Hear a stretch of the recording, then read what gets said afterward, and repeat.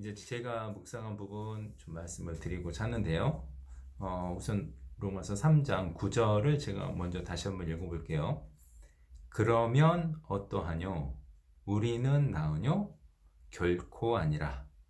유대인이나 헬라인이나 다 죄 아래에 있다고 우리가 이미 선언하였느니라. 자, 제가 이 말씀을 먼저 읽은 이유는요. 이제 로마서 전체에서 3장이 얘기하고자 하는 부분, 예, 이 부분을 좀 그 포지셔닝을 좀 하기 위해서입니다. 자, 우리가 1장, 2장에서는 무엇을 배웠을까요? 1장 17절, 16절, 17절이 그 로마서 전체 메시지의 축약본이다 이렇게 말씀드린 적이 있었는데, 내가 복음을 부끄러워하지 아니하노니 이 복음은 모든 믿는 자에게 구원을 주시는 하나님의 능력이 됨이라. 첫째는 유대인에게요 또한 헬라인에게로다. 복음에는 하나님의 의가 나타나서 믿음으로 믿음에 이르게 하나니 기록된 바 오직 의인은 믿음으로 말미암아 살리라 함과 같으니라. 이게 로마서 전체 축약이라고 했잖아요. 이제 그리고 나서 이 16, 17절에 관한 것을 구체적으로 교리적으로 풀어 나가는 건데, 1장 그러니까 18절부터 후반부는 뭐였습니까? 이 세상의 모든 사람들은 이런 죄를 짓는 죄인들이고 그들의 최후의 운명은 사형이다. 이거 배우셨죠? 그다음에 2장에서는 근데 유대인들은 자기는 다르다고 생각을 했어요. 그래, 세상에 많은 사람들 죄인이지. 그리고 사형이 마땅하지. 근데 우리는 달라. 그러니까 이제 그런 생각을 가지고 있을 것을 예상하고 사도 바울이 그러므로 남을 판단하는 사람아, 너도 마찬가지다. 결국은 2장 1절부터 29절까지 읽어보면 이방인이 죄인이란 것처럼 너희들 유대인도 죄인이다. 이게 결론이었습니다. 2장 끝에서는 우리가 뭘 배웠냐면 진짜 표면적인 유대인, 선민 그것이 중요한 것이 아니고 이면적 유대인, 이면적 선민 그것이 중요한 거다. 이렇게 끝났어요. 이방인 죄인이다, 유대인 죄인이다. 제가 3장 9절을 읽었죠. 3장에서는 뭘 말하고 있을까? 그러면 우리는 나으뇨? 결코 아니라. 지금 이방인, 유대인. 우리도 날 바가 없다. 똑같이 우리 모두 다 죄인이다. 그래서 10절에 보면 기록된 바 의인은 없나니 하나도 없고 깨닫는 자도 없고 하나님을 찾는 자 없고 다 치우쳐 한 가지로 무익하게 되고 선을 행하는 자는 없나니 하나도 없도다. 그래서 20절까지 딱 보면 크게 정리하면 1장 이방인 죄인, 2장 유대인 죄인, 3장 우리 모두 죄인, 우리를 포함한 모두 죄인, 이런 거예요. 그리고 이제 그 3장 21절부터 31절까지는 믿음으로 말미암아 의롭게 되는 하나님의 다른 의, 이거에 대해서 설명을 하고 있습니다. 3장 1절 다시 가보겠습니다. 그런즉 유대인의 나음이 무엇이며 할례의 유익이 무엇이뇨? 이거 갑자기 유대인 얘기를 하고 있을까요? 2장에서 유대인 얘기를 했으니까 아직 얘기가 안 끝난 거예요. 진짜 표면적인 유대인이 문제가 아니고 진짜 이면적인 유대인이 돼야 되는데, 유대인도 똑같이 죄인이다, 똑같이 사형이다, 이렇게 이제 사도 바울이 얘기를 하니까 예상되는 유대인의 반박이 있었던 거예요. 그게 뭐냐면, 아니 그러면 유대인의 나은 게 뭐죠? 여러분, 이것은 지금 현재 이 시대에 살고 있는 우리들은 별소리 다 하네. 야, 유대인은 그냥 그림자일 뿐이지, 이렇게 쉽게 생각할지 모르지만 당시 유대인, 또 현재도 마찬가지일지 모릅니다. 유대인들의 입장에서는 이거 굉장히 심각한 문제였습니다. 왜 그런 거 하니? 유대인들은 자기가 원해서 된 것이 아니었어요. 우리들은 유대인이 아니잖아요. 그래서 유대인들은 뭘 발치해서 보고 저 사람들은 하나님의 그림자로 그러니까 하나님의 그 증인으로 선택된 사람일 뿐이야. 이렇게 생각하고 있는데 유대인의 입장에서 뭐냐면 우리는 조상 때부터 하나님께서 직접 딱 선택하시는 선민인 거예요. 그러니 갑자기 이것이 이방인하고 차별이 없다 그러잖아요. 유대인이나 헬란이나 다 똑같이 죄인이다 이렇게 얘기를 해버리는 거잖아요. 아니 그러면 하나님께서는 우리 민족을 너희는 나의 민족이다. 그리고 축복도 약속하시고 많은 언약도 주셨는데 아니 우리는 그럼 이게 뭡니까? 우리가 원해서 된 것도 아니고 하나님이 그렇게 하셨는데 하나님이 그럼 실수로 혹은 아무 의미 없이 그렇게 하셨다는 얘기입니까? 그런 얘기가 될 수 있기 때문에 유대인 입장에서는 심각한 질문이 될 수 있었다. 이런 반박을 사도 바울이 했던 겁니다. 그러니까 그런즉 유대인의 나음이 무엇이며 할례의 유익이 무엇이뇨? 아무 나을 것이 없다는 얘기입니까? 2절 범사에 많으니 첫째는 저희가 하나님의 말씀을 맡았음이니라. 유대인의 나음이 있다는 얘기인가요? 없다는 얘기인가요? 있다는 얘기인 거죠. 똑같다고 했는데 조금 전까지는 똑같이 죄인이라고 했는데 아니다. 나음이 있다. 근데 여기서는 한 가지만 언급을 했습니다. 첫째는 저희가 하나님의 말씀을 맡았습니다. 둘째는 여기 나옵니까? 셋째는 나옵니까? 안 나오죠. 그냥 9장을 한번 봐보겠습니다. 분명히 많다고 했는데 9장 4절입니다. 제가 읽겠습니다. 저희는 이스라엘 사람이라 저희에게는 양자됨과 영광과 언약들과 율법을 세우신 것과 예배와 약속들이 있고 조상들도 저희 것이요 육신으로 하면 그리스도가 저희에게서 나으셨으니 저는 만물 위에 계셔 세세의 찬양을 받으실 하나님이시니라. 아멘. 이게 전부 다 유대인의 나음입니다. 유대인이니까 누릴 수 있었던 것들. 그러니까 지금 3장 2절에서는 한 가지만 언급했어요. 말씀을 맡았다. 그런데 그 앞서 범사에 많으니 이 말이 맞았던 거예요. 이런 많은 유익이 있었습니다. 이 유익들에 대해서 일일이 제가 여기서 설명하지 않겠습니다. 이런 유익이 있음에도 불구하고 여전히 죄인은 죄인인 건데 3장 2절 다시 보시면 저희가 하나님의 말씀을 맡았습니다. 이거를 대침에 있을 때 전도 집회 때 많이 들어보셨죠. 설명 들으셨는데 이것을 좁게 생각하면 이 성경을 누가 쓴 것이냐. 이 성경을 기록한 사람들은 전부 유대인이다. 이스라엘 사람들이. 그 사람들이 썼다. 이렇게만 얘기를 하는데 그건 좁은 의미로 보신 거예요. 그러니까 하나님께서 다른 많은 사람들이 있지만 민족들이 있지만 유대인 네가 받았어. 이런 식으로 그냥 좁은 의미로 맡기신 것이 아니라 이 소중한 나의 계명들 너희가 지켜 행해라 하면서 그 말씀 그리고 이런 축복을 줄 테니 이걸 너희가 받아라 하고 말씀 자체를 맡기신 거예요. 이렇게 보셔야 됩니다. 여기에 오해 없으셨으면 좋겠어요. 단순히 받았으라고 주신 것이 아니란 뜻입니다. 3절 보겠습니다. 어떤 자들이 믿지 아니하였으면 어찌하리요? 그 믿지 아니함이 하나님의 믿으심을 패하겠느냐? 그럴 수 없느니라. 사람은 다 거짓되되 오직 하나님은 참되시다 할지어다. 기록된 바 주께서 주의 말씀에 의롭다함을 얻으시고 판단받으실 때 이기려 하심이니라. 함과 같으니라. 자, 지금 유대인의 유익이 있다. 하나님의 말씀을 맡았다. 여기까지는 이해가 됐어요. 지금 앞에서부터 쭉 이어오고 있잖아요. 근데 갑자기 여기서 3절에서 나온 어떤 자들이란 누굴까요?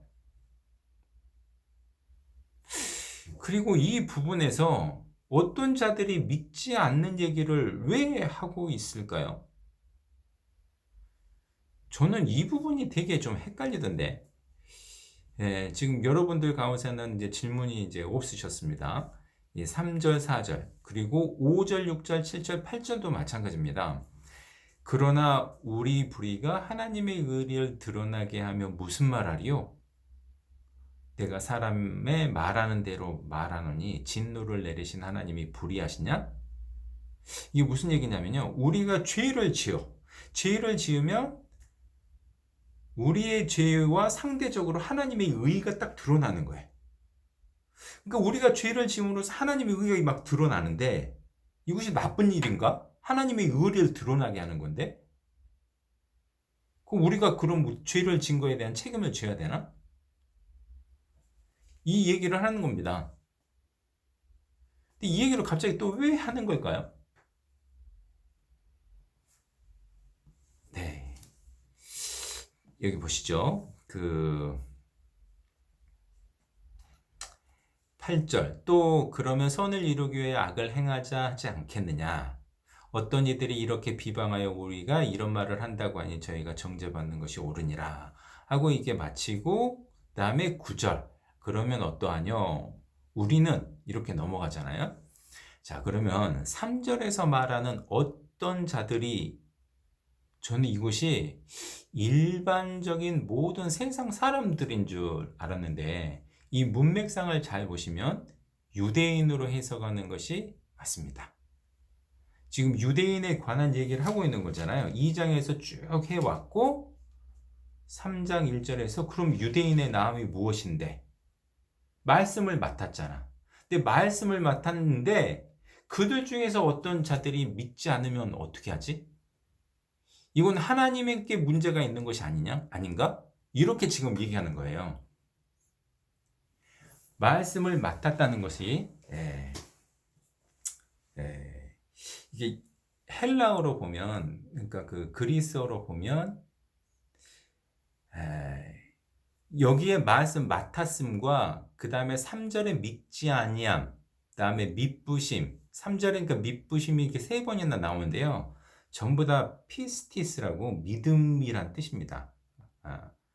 그리고 맡았음도 그 믿음의 수동태로 나와 있어요.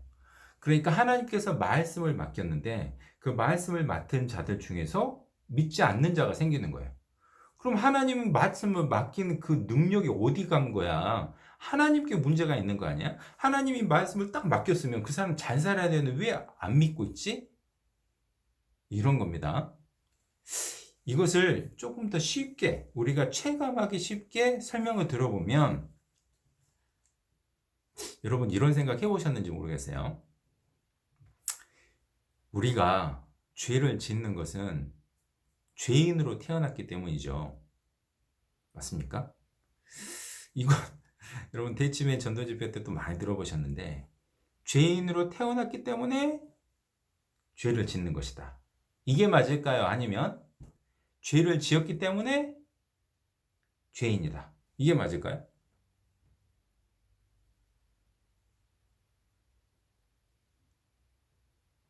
우리가 1번으로 배웠습니다. 죄인으로 태어났기 때문에 죄를 지었다. 죄를 짓는 것이다. 그러니까 죄를 안 질 수가 없다. 그러면 이 얘기가 똑같은 거예요. 하나님께서 유대인을 딱 이제 말씀도 맡겼는데 죄를 지어요. 그럼 하나님께 문제가 있는 것 같은 거예요. 하나님께. 그러니까 내가 죄를 짓는 것도 하나님이 나를 죄인으로 만들어 놓으셨잖아요. 나를 죄인으로 내가 여러분 죄인 되고 싶으셔서 죄인 되셨나요? 아니야. 날 때부터 우리는 죄인으로 태어났어요. 그러니까 하나님께서 그걸 허락하셨는데 왜 내가 죄 짓는 것을 탓하시냐고. 이게 말이 안 되지 않느냐. 이런 것과 비슷합니다. 유대인이 말씀을 맡았는데 그 사람들조차 하나님을 안 믿어요. 하나님 자체에 문제가 있는 거 아닌가? 이런 얘기인 겁니다. 그런데 이제 4절에서 보시면 그럴 수 없느니라 사람은 다 거짓되되 오직 하나님은 참되시다 할지어다.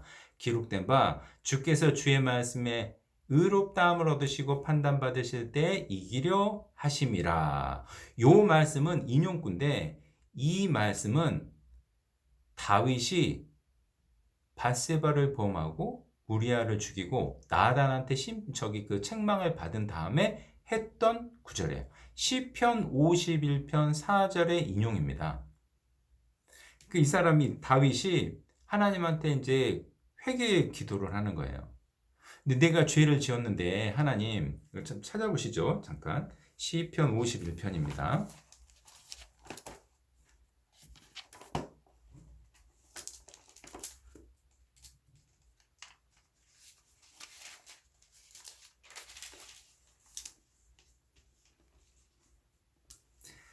시편 51편.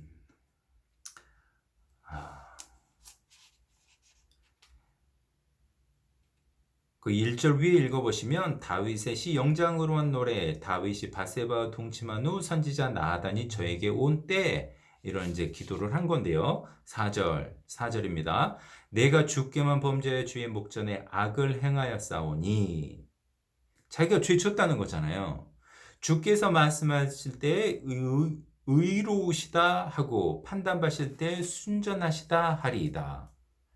이게 무슨 말이에요? 자기가 죄를 졌는데 하나님은 의로우시다.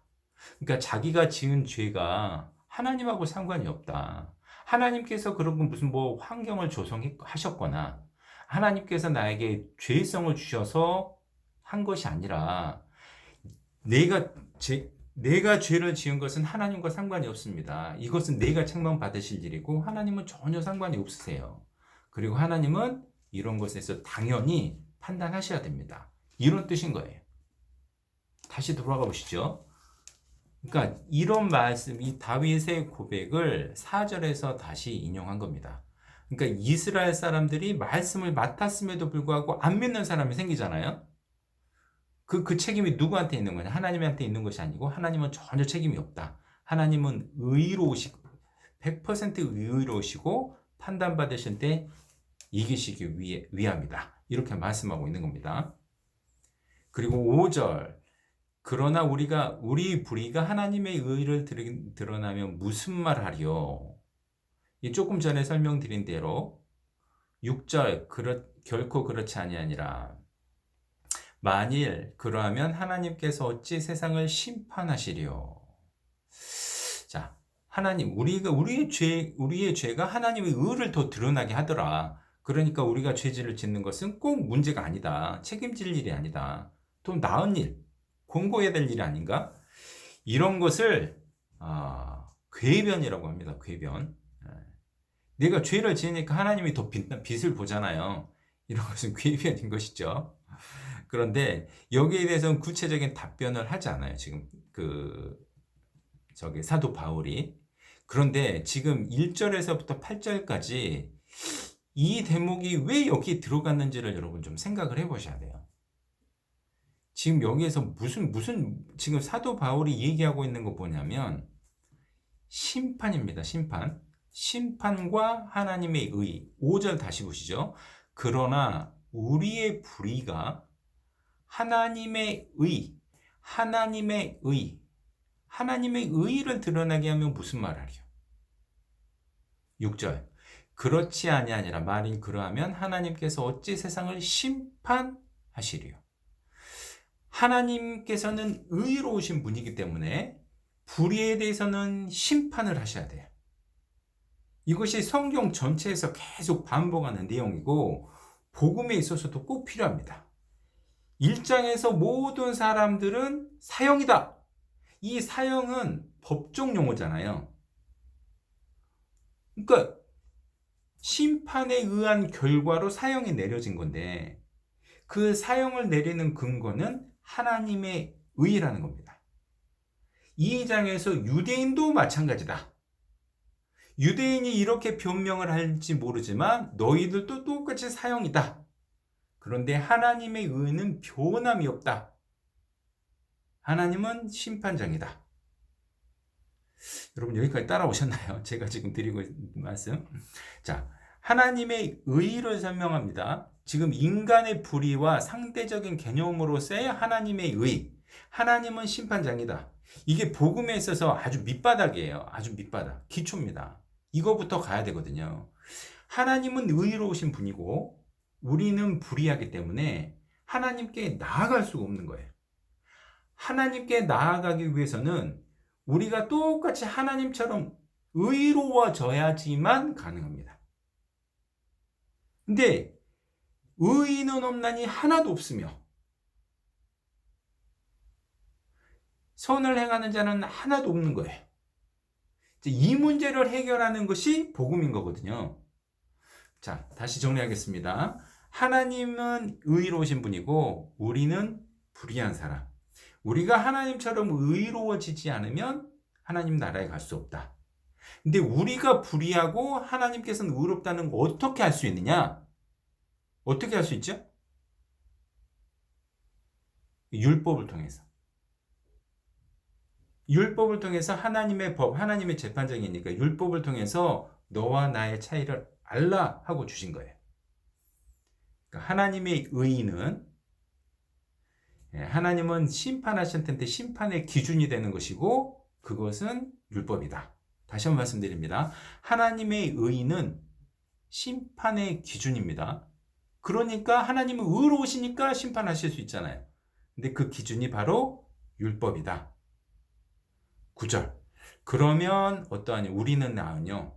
여기서 우리는 사도 바울을 포함한 화자를 포함한 여기 듣는 사람들이잖아요. 로마 교회의 식구들인 거예요. 거기는 유대인도 있고 헬라인도 있죠. 다 유대인도 헬라인도 조금 전에 다 결론이 났어요. 다 죄인이라고. 우리도 다 마찬가지다. 그리스도인이라고 하는 우리도 마찬가지다. 원래는 다 죄인이었다. 19절. 우리가 알거니와 무릇 율법이 말하는 바는 율법 아래 있는 자들에게 말하는 것이니 이는 모든 입을 막고 온 세상으로 하나님의 심판 아래 있게 하려 함이니라.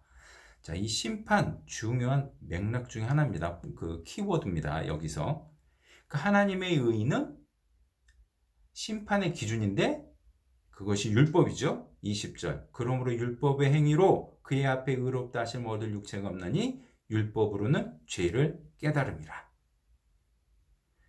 율법. 율법을 통해서 하나님은 의로우시고 나는 죄인일 수밖에 없구나. 이것을 명확하게 알 수 있다는 겁니다. 이 얘기를 하기 위해서 1절부터 8절 얘기까지 드러난 거라고요. 그러니까 하나님의 의의를 궤변으로 희석시키려고 하는, 불식시키려고 하는 그런 반론이 있을 수 있는데 미리 차단하고 나서 하나님의 의의는 절대 변하지 않는다. 다시 말씀드립니다. 하나님의 의의는 심판의 기준이고 그것은 율법을 통해서 우리에게 보여졌다. 21절. 이제는 율법 외에 하나님의 한 의의가 나타났으니 그 심판의 기준인 율법을 통해서 하나님의 의의가 보여졌는데 이제는 그 율법 말고 하나님의 한 의의가 나타났어요. 율법과 선지자들에게 증거를 받은 것이라. 이 하나님의 한 의의가 뭐죠? 22절. 곧 예수 그리스도를 믿음으로 말미암아 모든 믿는 자에게 미치는 하나님의 의니 차별이 없느니라. 여기서 하나님의 의라는 것을 먼저 생각하셔야 됩니다. 하나님의 의, 심판의 기준. 그래서 선인과 악인이 있으면 악인은 전부 다 지옥인 거죠. 우리 모두가 지옥이었어요. 근데 율법 말고 또 하나의 기준, 하나님의 의, 이건 또 심판의 기준인데 이 심판의 기준이 뭐라고요?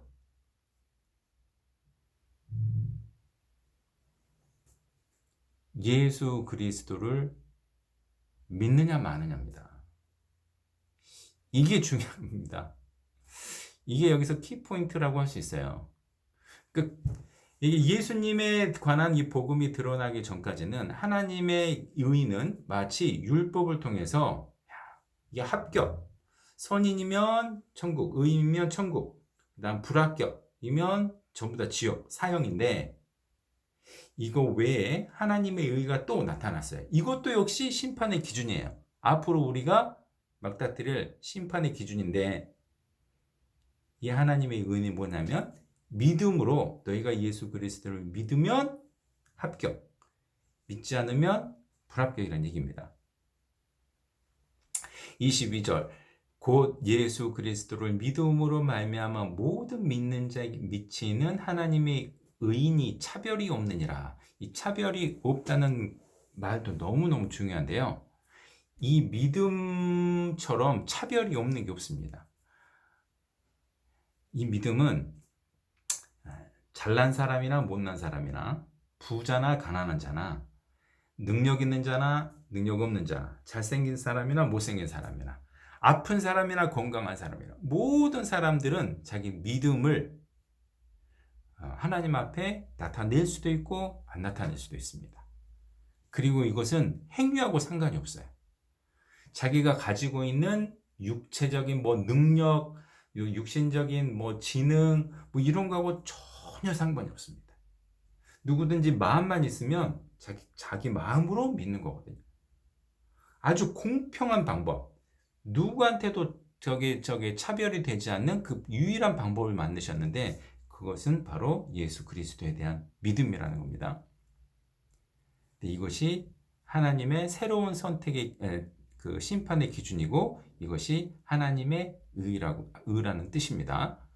그리고 여기 22절에 예수 그리스도를 믿음으로 말미암아 모든 믿는 자에게 미치는 의인이 이렇게 되어 있는데 간 형제님께서도 설명해 주셨잖아요. 예수 그리스도를 믿음으로 여기는 한글은 이렇게 되어 있지만 영어로는 faith of Christ, faith of 원어에도 faith of Jesus, 예수 혹은 크라이스트라고 되어 있어요. 그러면 이것이 예수의 믿음, 예수가 마치 믿음의 그 주체냐? 전혀 그렇지 않습니다. 이것은 이제 의견이 다를 수가 있는데, 형제님께서 말씀하셔서 제가 좀 말씀하기가 조금 그렇긴 한데, 일단 제 견해라고 치겠습니다. 믿음은 항상 우리들이 보여야 할 우리의 책임인 것이죠. 그러니까 믿음의 주체, 믿으라 했는데 이것이 예수님께서 야, 너 믿음 받아. 이렇게 주어지는 것이 아니란 얘기입니다. 믿음은 항상 명령형이었어요. 믿으라, 믿으라. 그러니까 faith 여기서는 faith of Christ. 그러니까 그 원어에서도 피스티우스 of 예수스 혹은 크라이스트. 여기 이제 그 가로 삽입돼 가지고 나와 있는데요. 그것이 예수의 믿음, 그러니까 문법상 그렇게 됐다고 해서 반드시 그런 뜻은 아닙니다. of로 연결이 됐다고 해도 영문법에서도 그건 항상 목적어의 대상이 될 수가 있어요.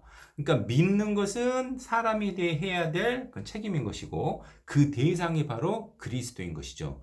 근데 그것을 어떻게 할 수 있냐면 그 다음 구문입니다. 그리스도를 믿음으로 말미암아 모든 믿는 자에게, 그러니까 모든 믿는 자에게 미치는 하나님의 의라고 했잖아요. 여기 모든 믿는은 과거형이 절대 아닙니다. 여기는 피스티우온타스라고요. 이게 시제는 현재고 능동태고 분사입니다. 현재 진행형이에요. 그러니까 현재 믿고 있는. 그 영어로도 who believe죠. who believe. 현재 믿고 있는 사람들. 이것은 1장 17절도 똑같아요.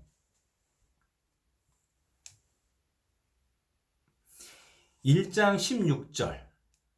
내가 복음을 부끄러워하지 아니하노니 이 복음은 모든 믿는 자에게. 여기에서도 현재 능동 분사입니다. 그러니까 믿고 있느냐예요. 그래서 믿음은 현재 상태가 가장 중요하다. 이건 과거의 일회적인 사건이 아니라는 뜻입니다.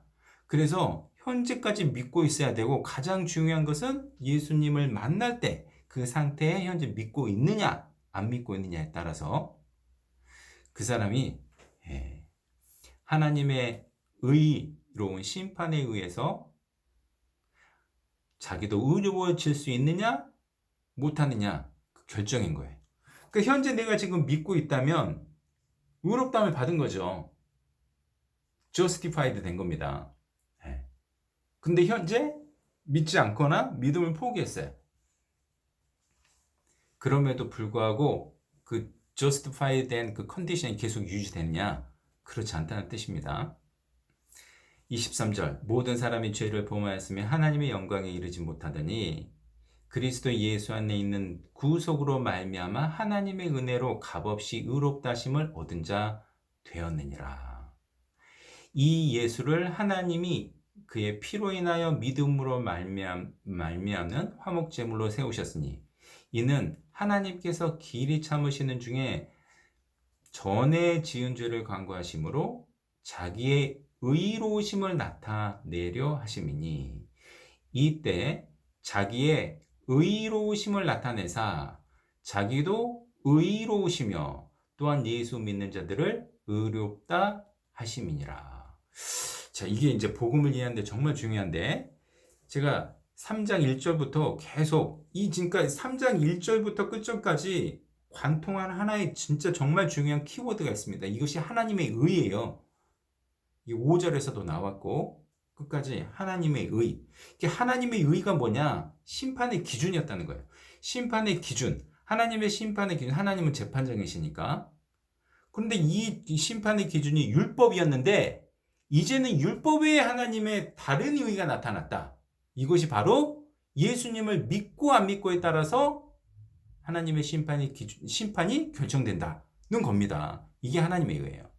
근데 이 과정에 있어서 율법이 전혀 개입을 하지 않았냐? 그렇지 않아요. 여기 보면 예수 그리스도께서 자기 피로 그냥 화목 제물이 되셨어요. 이건 구약의 율법이 있는 거잖아요. 그러니까 구약의 율법의 그 그림자를 그대로 다 완성하시고 그 율법으로 완성하신 거예요. 예수님께서 내가 율법을 폐하러 온 것이 아니라 완성하러 이루러 오셨다고 하셨잖아요. 그 구약의 그 율법 죄의 삭은 사망인데 그 율법을 이루시려고 예수님께서 실제로 오셨다. 그래서 실제로 이루신 거잖아요. 그런데 그것은 이미 과거가 됐는데 현재 우리에게 그리고 지금 로마서를 읽고 있는 로마 그리스도인들에게 예수님의 죽은 일은 과거거든요. 자기 죄 사한 것은 다 알아. 그러면 이 사람들한테 하나님은 심판장이고 자기들한테 심판이 기준이 필요할 텐데 우리에게 하나님이 의가 드러나는 심판이 뭘까? 예수를 믿느냐 안 믿느냐 그거라는 거예요. 그래서 예수를 믿으면 그것이 하나님의 의도 되고 또 자기를 믿는 사람들을 의롭다 해 주신다는 겁니다. 그 설명을 여기서 하고 있는 거예요.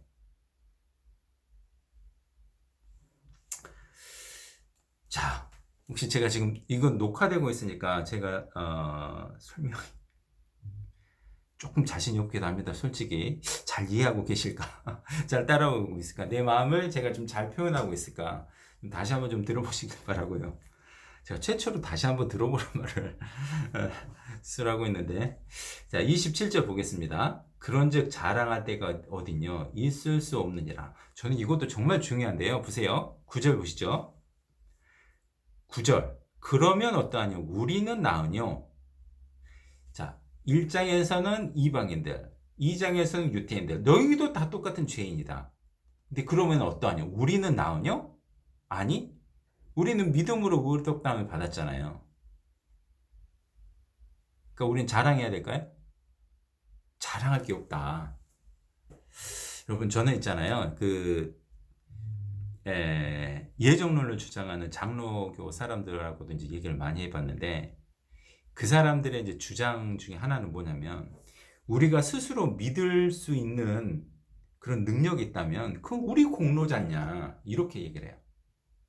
여러분 이거 절대 공로 아닙니다. 이게 절대 공로 아니에요. 만약에 이게 공로였다면 우리가 자랑해도 되죠. 나 믿은 거야. 나 믿었어. 이렇게 자랑해도 되잖아요. 근데 여기서는 자랑할 게 없다고 하죠. 이게 왜 자랑할 게 없냐면 믿음은 우리한테 주어진 책임이고 믿어라 했을 때 그것을 순종할 것인가 말 것인가 각자의 책임인 거예요. 근데 이것은 능력이 아니라 우리의 그냥 반응일 뿐입니다. 반응. 하나님께서 믿게끔 다 해주셨고 회개케 하게끔 해주셨고 안 믿으면 큰일 나는구나. 안 믿으면 하나님의 의에 따라서 이 거룩한 심판에 의해서 내가 지옥 가는구나. 이건 저절로 알기 때문에 나도 모르게 나오는 소리예요. 여러분 혹시 이런 얘기 들어보셨습니까? 믿음이라는 것은 구원은 그 decision이 아니라 salvation is not decision but surrender 이런 말이 있어요. 그러니까 자기가 결심했어 해가지고 구원받는 게 아니라 surrender라는 거예요. surrender는 항복이잖아요. 항복. 이게 어떤 뜻이냐면 보세요. 내가 왼쪽 길을 갈까 오른쪽 길을 갈까 고민하고 있는데 내가 그냥 오른쪽 길 갈게. 이건 결정이에요. 여유 있게 하는 거잖아요. 그런데 내가 길을 가고 있는데 왼쪽 길은 절벽이고 오른쪽 길은 그냥 괜찮은 길이에요. 그럼 당연히 오른쪽 길로 가게 돼 있죠. 이거는 보세요. 뒤에서 예를 들면 막 사자들이 쫓아와요. 사자들이 쫓아오는데 왼쪽 길을 갈 거예요? 오른쪽 이게 디시전입니까? 아니면 내봐라 그냥 나를 살려라고 오른쪽 길을 가게 됩니까? 당연히 오른쪽 길을 가게 되는 거잖아요. 이게 바로 서렌더의 개념입니다. 그러니까 내가 여유 있게 내가 그냥 예수님 믿을까 말까? 에이 그래 근데 결정했어 믿지 뭐 이런 결정이 아니고 예수님 안 믿으면 나 큰일 나구나. 예수님 저 좀 살려주세요. 예수님 앞에 한다는 겁니다. 그러니까 믿음이라는 건 이런 거예요. 그러니까 자기의 능력이 아니라는 거예요. 여기에서 나오는 이 믿음이 뭔지에 대해서 여러분들이 개념에 대해서 잘 이해를 하셔야 돼요. 그래서 27절에 그런즉 자랑할 때가 어딨뇨? 있을 수 없느니라. 이것은 우리의 자랑거리가 아닙니다. 우리의 믿음은 결코 자랑거리가 아닙니다. 무슨 법으로냐? 행위로냐? 아니라 오직 믿음의 법으로니라. 그러므로 사람이 의롭다 하심을 얻는 것은 율법의 행위에 있지 않고 믿음으로 되는 줄 우리가 인정하노라. 하나님은 홀로 유대인의 하나님뿐이시뇨? 또 이방인의 하나님은 아니시뇨? 진실로 이방인의 하나님도 되시느니라. 할례자도 믿음으로 말미암아 또는 무할례자도 믿음으로 말미암아 의롭다 하실 하나님은 한 분이시니라. 지금까지 이방인, 유대인 대해서 언급을 했고 우리는 나오뇨 하면서 지금 종합적으로 정리를 하고 있는 거잖아요. 그리고 이제 31절에 그런즉 우리가 믿음으로 말미암아 율법을 폐하느냐? 그럴 수 없느니라. 도리어 율법을 세우느니라. 자, 율법은 있잖아요. 우리를 진정한 복음에 이끌도록 하기 위한 그림자였습니다. 자, 이 부분 아까 이제 질문하신 분들이 많이 계셨는데 이 부분은 잘 이해해 보시면 이런 식으로 이해를 제가 한번 들어볼게요. 그러니까 우리가 혹시 석고상으로 부조라고 합니까? 부조? 석고로 예를 들어서 다비드상? 아니면 자기 얼굴 뜨는 경우도 있잖아요. 그러면 얼굴을 뜨기 위해서 이 거푸집을 먼저 만들죠. 거푸집을 만든 다음에 거기 이제 석고를 부어가지고 이렇게 형태를 만들잖아요. 그 다음에 거푸집은 다시 다 깨내죠. 그 율법이 마치 거푸집과 같다는 겁니다. 거푸집이 없으면 정말 자기가 최종적으로 원했던 그 알맹이, 예술품 모형, 이걸 얻어낼 수 없잖아요. 그런 것처럼 율법은 정말 꼭 필요했던 거예요. 이 진짜 알맹이를 얻어내기 위해서. 그러니까 만약에 거푸집이 없었다고 생각해 보세요. 막막한 거거든요. 만약에 과거에 율법이 없었다면 이렇게 하나님의 의도 알지 못했고 하나님이 얼마나 거룩함을 원하시는지도 알지 못했고 왜 대속물이 필요한지도 몰랐고 예수님 왜 죽어야 되는지도 의미도 알 수 없었습니다. 그런데 그것을 통해서 이런 것을 다 알 수 있었잖아요. 그러니까 율법이 필요 없는 것이 아니라는 거예요. 이게 무의미한 것이다 이렇게 얘기하면 절대 안 돼요. 거푸집 없이도 나는 그냥 이게 예술품 만들 수 있어 이렇게 하면 안 되듯이 거푸집도 꼭 필요했던 것이다. 그런데 정말 하나님께서 처음부터 목표로 삼았던 것은 진짜 알맹이였다. 그것이 바로 믿음으로 우리가 의롭다함을 받게 하는 거였습니다. 이것이 최종 목표였어요.